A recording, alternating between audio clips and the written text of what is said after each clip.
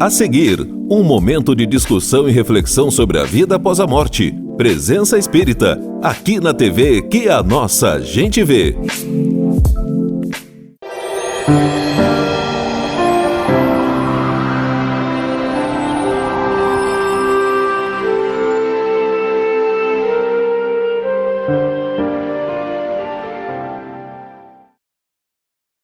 Olá, nós estamos no ar com o programa Presença Espírita. Hoje é quinta-feira, nós estamos falando aqui da TV Vila Velha.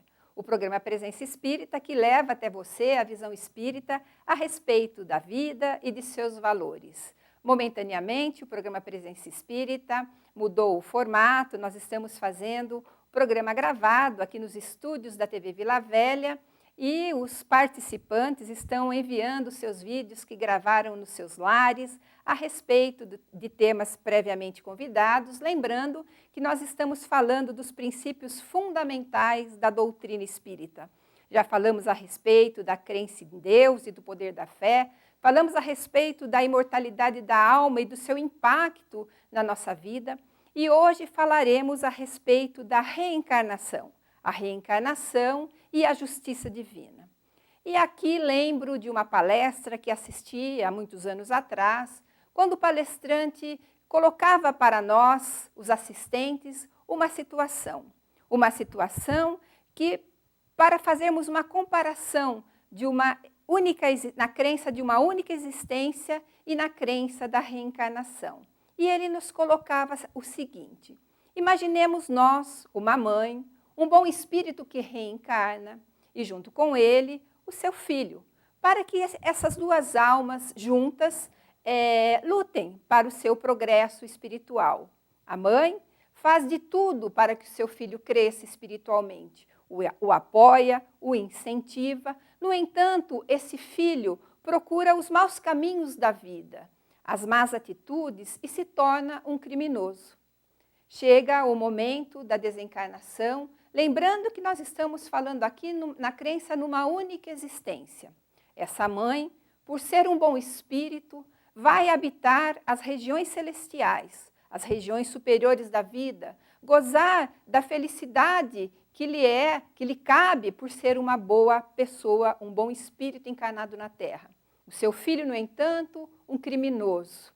Não consegue crescer espiritualmente como a mãe e, segundo as penas eternas, vai ser julgado e habitará as regiões de sofrimento do planeta. Aquilo que nós conhecemos como o inferno. Qual seria a situação dessa mãe? Será que ela conseguiria ser feliz, sabendo que seu filho sofre em regiões de dificuldade e não há a possibilidade, por mais remota que seja, de um reencontro? Essa é a realidade da crença numa única existência. Agora, vamos ver o que os espíritos nos falam a respeito da crença em várias existências e da reencarnação. A mesma situação acontece. A mãe encarna e traz consigo para dentro do seu lar o filho em desequilíbrio. Por mais que ela sustente a sua vida, lhe eduque, lhe coordene a caminhada, esse filho busca o caminho do erro, o caminho do crime, o caminho da queda. Chega o momento da desencarnação e essa mãe, espírito que lutou, espírito bom, vai habitar as regiões superiores da vida, onde continuará a viver e a lutar. Mas agora preocupada com o destino do seu filho, que ainda na Terra continua pelo caminho do crime. E esse, mais à frente, desencarna. E vai habitar, naturalmente, pela lei da atração e dos fluidos, as regiões difíceis da vida. Eles se reencontrarão? De imediato, possivelmente não, mas a sua mãe, por ser um espírito com bônus positivo, por ser um bom espírito, por ter caminhado pelos bons trilhos da vida, consegue solicitar a Deus, o nosso Pai, para que volte à Terra novamente e que receba novamente esse filho em dificuldade, hoje, na próxima existência, possivelmente com limitações físicas, com dificuldades físicas, para que não trilhe novamente pelo caminho do mal, porque nós sofremos na pele aquilo que fazemos o outro sofrer, E essa mãe, esse bom espírito, novamente amparará essa criatura, essa alma que Deus lhe entregou para burilamento do caráter, e forçará e apoiará, estará ao lado dele para que ele cresça espiritualmente e, retornando ao mundo dos espíritos, podem ter a possibilidade de retornar e permanecer juntos e continuarem as próximas existências nas lutas comuns, na mesma família, sob o mesmo teto. Essa é a beleza desse princípio fundamental da doutrina espírita, que é a reencarnação, que demonstra como Deus é justo. Qual é a mãe que se sentirá feliz sabendo que o seu filho está sofrendo em regiões difíceis e que nunca mais terá a possibilidade do reencontro? E qual é a mãe que não solicitará a Deus a oportunidade de nascer de novo com essa alma, receber-lhe novamente nos braços, amamentar-lhe, dar-lhe o amor, para que essa criatura, com o seu amparo e com a sua solicitude, possa caminhar pelos trilhos do bem e pelos trilhos do amor. Hoje, os nossos convidados falarão a respeito da reencarnação e da justiça divina. Agora, nós vamos ouvi-los.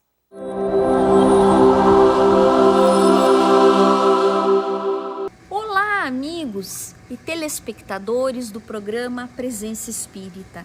Muito boa noite. Através da reencarnação é que nós conseguimos, de melhor forma, estarmos estudando e entendendo o Instituto da Justiça Divina. Por que algumas pessoas contam com a escassez de recursos, enquanto outras são abastadas? Por que algumas pessoas têm uma inteligência notável, enquanto outras apresentam problemas mentais diversos, doenças neurológicas, deficiências? Por que algumas vivem 90 anos e outras apenas 5 dias? E pior ainda, por que algumas têm saúde e outras não têm? Será que Deus seria injusto? Privilegiaria algumas criaturas em contraponto a outras? Claro que se nós analisarmos sob o prisma de apenas uma única existência, que nós estaríamos sendo julgados pelos nossos acertos e erros de apenas aquela vida em experiência, nós entenderíamos que Deus seria injusto, porque privilegiaria uns mais e não privilegiaria outros. Mas é pela reencarnação é que nós entendemos todas essas dores, essas doenças que as pessoas apresentam às vezes desde a tenra idade, crianças que desencarnam com tão poucos dias, pessoas que vêm com as mais pungentes deficiências física, mental, a cegueira, a mudez, a surdez. Todas essas questões nós explicamos através da reencarnação, porque nós estamos sempre em evolução. E é através do conjunto dessas experiências, do conjunto dessas vidas, é que nós vamos aprendendo e nos tornando seres espirituais melhorados, até que chegue um determinado ponto no nosso processo evolutivo que não seja mais necessário essas experiências carnais que nós passamos. E é através dessas circunstâncias das reencarnações é que nós entendemos as nossas dores e os nossos sofrimentos, a perda de entes amados, os sofrimentos que passamos na área da saúde, da dificuldade financeira, dentro das dores morais. Tudo é explicado por meio dos nossos rastros que nós deixamos no nosso passado. Quanto mais bondade nós praticarmos, quanto mais bem nós promovermos ao nosso próximo, melhores serão as nossas existências posteriores. E quanto mais mal, mais dores nós proporcionarmos aos outros, maiores serão as nossas expiações numa vida também subsequente. Também através do Instituto da Reencarnação é que nós conseguimos explicar os laços de família, porque nós sempre reencarnamos em volta do círculo pessoal das nossas afinidades, com aqueles espíritos que no nosso passado nós transformamos laços de amor, como aqueles também que nós nos comprometemos nos dolorosos caminhos da maldade e que vem agora nessa existência como nossos filhos, às vezes nossos pais, nossos irmãos, e que nós não entendemos o porquê daquela animosidade, daquela ingratidão, mas tudo tem uma resposta no nosso passado. Porque não adianta nós estarmos apenas nos arrependendo. É igual nós pensarmos numa criança que está nas primeiras séries da alfabetização.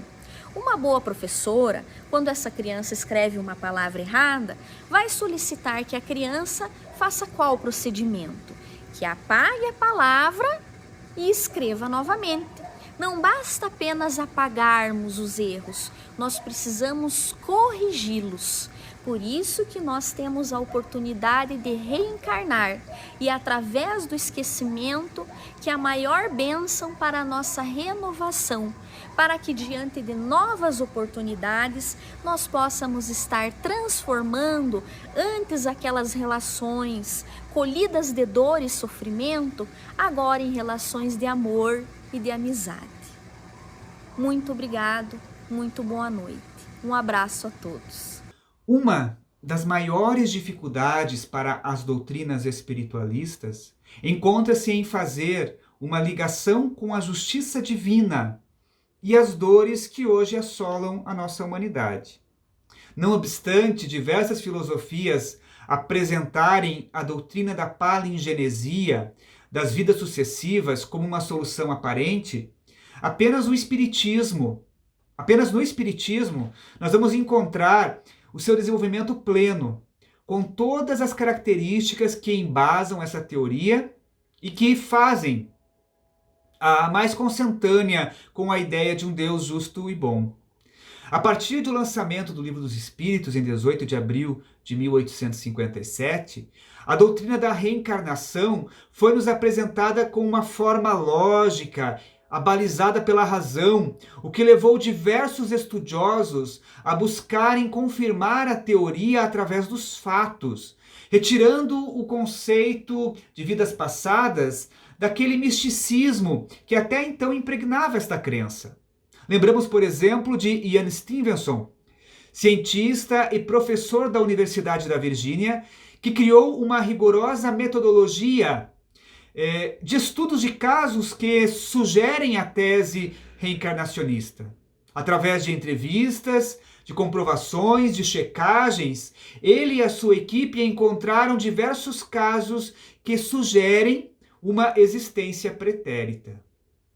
Já nas fileiras espiritistas, nós encontramos Hernani Guimarães Andrade, notável pesquisador que publicou a obra Reencarnação no Brasil, quando ele apresenta-nos 8 casos verificados e que sugerem a reencarnação. Entre eles, nós lembramos do caso de Simone, que entre 2 e 4 anos começou a falar palavras em italiano, apesar de que seus familiares não tivessem contato com esta língua. E entre as suas diversas lembranças, contava a menininha que certa feita estava no Capitólio com a sua prima Afonsa Dinari e que em dado momento estoura uma bomba, levando-a provavelmente à desencarnação e explicando desta forma o medo incontrolável que a criança sentia de aviões, dizendo que eles iriam invadir a sua casa. É interessante notar que a partir dos 4 anos, essas recordações cessaram. Também nós temos o pesquisador espírita Hermínio Miranda, que através da sua obra Arquivos Psíquicos do Egito, ele nos traz as pesquisas do Dr. Wood, que através da mediunidade de Eve apresenta-se um espírito que se denominava Nona. E ele dizia-se, esse espírito, uma dama que havia vivido no Antigo Egito. E o espírito Nona trouxe à atualidade a pronúncia da antiga língua egípcia, vista que os egiptólogos apenas conheciam a escrita através dos hieróglifos, mas a sua pronúncia até então era completamente desconhecida. Antes deles, outros pesquisadores estudaram profundamente a reencarnação, inclusive vários espiritistas, como Gabriel Delany, que em sua obra Reencarnação apresenta-nos diversos casos que não deixam dúvidas sobre a veracidade da tese reencarnacionista. Em um de seus capítulos, fala ele das crianças prodígio, citando Mozart, que aos 4 anos executava sonatas e aos 11 compunha óperas. Ou Beethoven, que aos 10 se distinguia pelo notável talento em executar músicas instrumentais. Vejam que ninguém havia explicado para essas crianças a teoria musical, elas trouxeram já dentro de si esse conhecimento inato. Conta ainda Gabriel Delany o caso de um pastor sem instrução, que muito moço em 1836 atraía a atenção dos sábios da época. Conta-se que um matemático lhe perguntou certa feita qual o número que, elevado ao cubo e adicionado da soma de 5 vezes o seu quadrado, é igual a 42 vezes ele próprio mais 40. Acredito que todos já fizemos essa conta.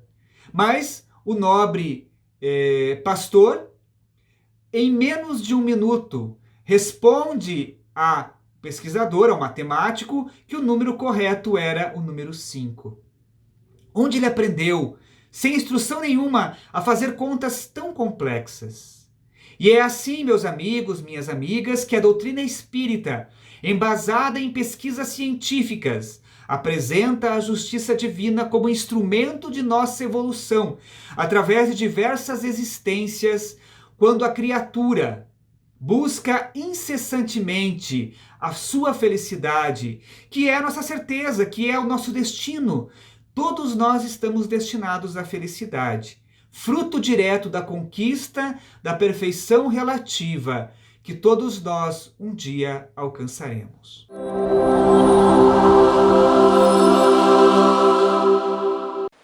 Como compreender Deus se nós não conseguimos compreender a reencarnação?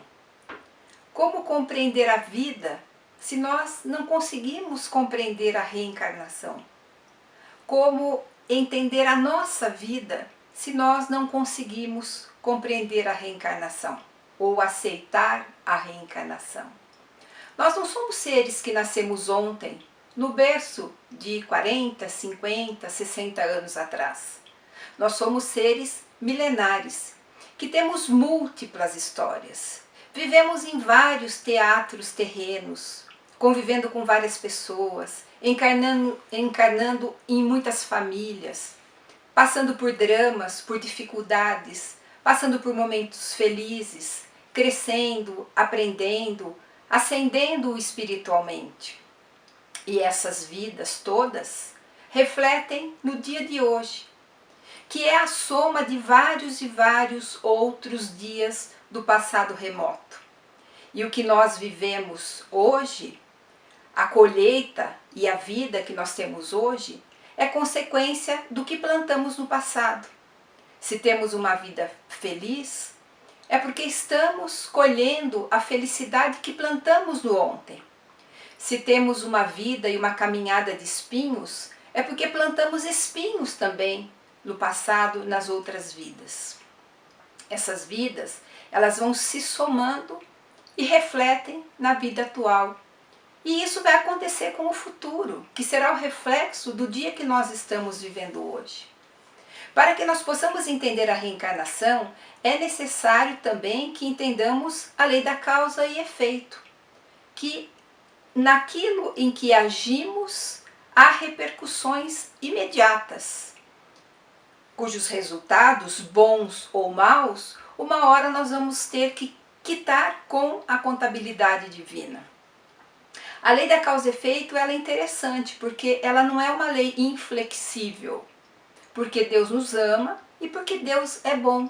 E no pagamento das nossas dívidas, Deus não quer que nós soframos, mas que nós aprendamos, apesar de que moralmente nós sofremos com a dor que é o resultado das nossas atitudes. Com a lei da causa e efeito, nós vamos percebendo que é necessário a mudança de comportamento. É necessário que nós passemos a trilhar os trilhos do bem, porque conforme nós fazemos o bem, nós vamos recebendo o bem como retorno, porque a lei da causa e efeito, ela funciona para a dor, para o amor, para o bem, para o mal. Ela é ampla. E quando nós encarnamos trazendo a nossa história evolutiva de seres milenares que nós somos, essas repercussões elas vão acontecendo na nossa vida conforme as nossas necessidades kármicas, as nossas necessidades evolutivas. Muitas vezes nós praticamos um crime numa encarnação passada, mas nós não estamos ainda preparados para quitar esta dívida. Então nós passamos ainda uma encarnação nos fortalecendo, quem sabe nos cristianizando, nos melhorando intimamente como espíritos para suportarmos lá na frente a quitação integral da dívida. Deus nos dá tempo, Deus nos ama e nos compreende. Ele sabe que nós temos dificuldades e que nós não iríamos suportar uma prova muito grande, de muitas dores. Então nós vamos quitando as nossas dívidas homeopaticamente. E assim as encarnações se sucedem. Quantas vezes nós já não morremos? Quantas vezes nós já não nascemos? E quantas vezes nós não vamos precisar morrer? E quantas vezes nós não vamos precisar nascer para que espiritualmente nós tenhamos um crescimento robusto, que nós não voltemos para trás ou caiamos pelos caminhos da vida? Essas oportunidades, elas não são fáceis. O Espírito Emmanuel, através da psicografia de Chico Xavier, nos conta que na psicosfera da Terra tem três vezes mais espíritos desencarnados do que nós, os encarnados, que somos em 7 bilhões, então teria entre 23 e 24 bilhões de espíritos na psicosfera do planeta Terra, aguardando uma oportunidade para reencarnar aqui na Terra. Porque a Terra está se transformando, ela está subindo um grau de planeta de expiação e prova para planeta de regeneração. Então existem oportunidades que são as últimas para esses espíritos encarnarem. E a necessidade de encarnação está sendo muito grande, então esses espíritos estão ávidos para reencarnar e para ocuparem um corpo que é um material didático excelente para o crescimento do espírito, e nós já estamos com essa oportunidade nas mãos de crescimento espiritual, de crescimento intelectual, de crescimento moral, que é a encarnação atual. Então os espíritos dizem: aproveitem, aproveitem, porque vocês estão encarnados. Muitos desencarnados podem nem ter esta oportunidade. E quando nós falamos em reencarnação, nós fazemos a conexão imediata com Deus. E nós mudamos o nosso paradigma, o nosso entendimento do que é Deus. Não é aquele Deus do Velho Testamento, o Deus vingativo, o Deus dos exércitos. Esse Deus que nós compreendemos através da doutrina espírita, trazido por Jesus, é o Deus bom, é o Deus Pai, que não quer o nosso sofrimento, que quer a nossa felicidade. Tanto que mandou o seu Filho, Jesus, para nos ensinar o caminho do amor. E está em nossas mãos escolher essa verdade ou outras verdades. Escolher a felicidade ou escolher o sofrimento. Caros telespectadores do programa Presença Espírita, boa noite. Narra o espírito Humberto de Campos, através da psicografia de Francisco Cândido Xavier, que Dona Maria Augusta, uma fazendeira muito rica do Vale do Paraíba, retornava da corte para sua fazenda, e ao chegar à fazenda, uma cerimônia fazia com que todos os seus escravos fossem lhe beijar a mão, pedindo a sua bênção. Dona Maria Augusta, então, sentada em uma cadeira, recebia cada um daqueles escravos, aqueles homens e mulheres humildes, que ali vinham lhe dar as boas-vindas e pedir sua bênção. Um a um, os escravos foram se aproximando de Dona Maria Augusta, até que, depois de um longo período, a última escrava, Matilde, aproximou-se de Dona Maria Augusta, trazendo no colo duas crianças. A fazendeira, orgulhosa, disse para Matilde: pare. A jovem escrava, humilde, parou para aguardar as ordens da sua senhora. Dona Maria Augusta, então, dirigiu-se de forma bastante preconceituosa a Matilde, dizendo: leve estas crias para a senzala e depois venha falar comigo lá fora. A jovem escrava obedeceu à sua senhora. Retirou-se, levando as crianças para a senzala. E depois foi encontrar sua ama para o lado de fora da casa grande. Dona Maria Augusta, então, juntamente com o capataz, passou a caminhar em direção ao rio e a fazer perguntas para Matilde. E uma das perguntas que ela faz é de quem eram aquelas crianças. Matilde titubeia, mas acaba por responder que aqueles eram filhos de Zico, o filho de Dona Matilde. A fazendeira fica furiosa, não admitindo que seu filho pudesse ser o pai dos filhos daquela escrava. E pede que a escrava negue. E a escrava reafirma: não, as crianças são do seu filho Zico. Dona Maria Augusta se enfurece com aquilo. E já à beira do rio, no calor da conversa com Matilde, ela faz um sinal para o capataz, que desfere um golpe de chicote. Matilde cai nas águas caudalosas do rio e acaba por se afogar. Passam-se 100 anos, de acordo com a narrativa de Humberto de Campos, e numa cidade do interior das Minas Gerais, numa casa muito pobre, uma mulher, percebendo que uma tempestade se aproxima, se preocupa. Essa mulher, com seus 2 filhinhos dentro de casa, vai até a porta do casebre para ver como estava aquela tempestade. E ao sair da porta do casebre é tragada pela água da enxurrada que a leva. Ali ela se afoga.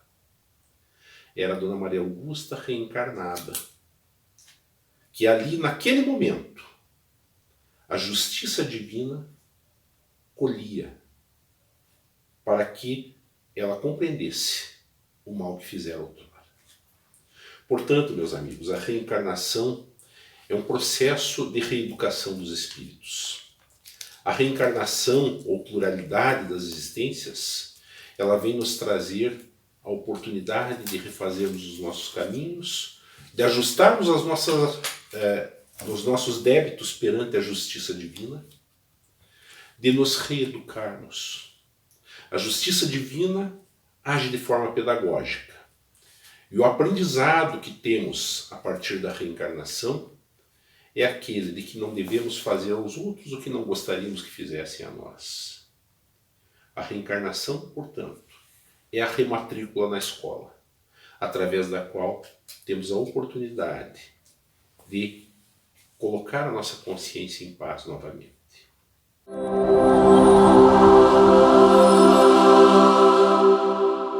Olá, estamos chegando ao final de mais um Presença Espírita, grata pela audiência de vocês, e é um assunto assim que realmente nos leva a muita meditação, falando sobre a reencarnação, e sabendo que nós não somos aqui, nós estamos aqui de passagem, todos nós temos um tempo de vida, ninguém é eterno, ninguém vai ficar aqui para semente, então é isso, mas tem muitas pessoas que elas não querem acreditar sobre isso.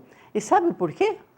Porque o orgulho não deixa elas pensar assim. Falei, mas como? Eu numa outra vida hoje, com toda essa minha posição, com toda a minha fortuna, na outra vida eu posso vir pobre, eu posso ser mendigo, eu posso nascer numa favela. É isso que atrapalha o nosso orgulho, o nosso egoísmo. Porque já imaginou, nós estamos tão bem nessa existência e de repente eu saber que eu tenho outras vidas, que já tive outras vidas e vou ter outras, e de repente eu vou nascer pobre, vou nascer com dificuldades, vou nascer com alguma deficiência física, mas vocês não se enganem, gente, não adianta enganar a si mesmo, porque nós podemos enganar a nós mesmos, aos outros por um certo tempo, mas a Deus ninguém engana. Porque cada um de nós tem o seu registro, é como se fosse um fichário, digamos assim, na espiritualidade. Pensa como é que vai ter fichário com milhões de pessoas? Somente que não é esse fichário nosso, é muito diferente, que nós não vamos adentrar nesse assunto, porque o nosso assunto hoje é reencarnação.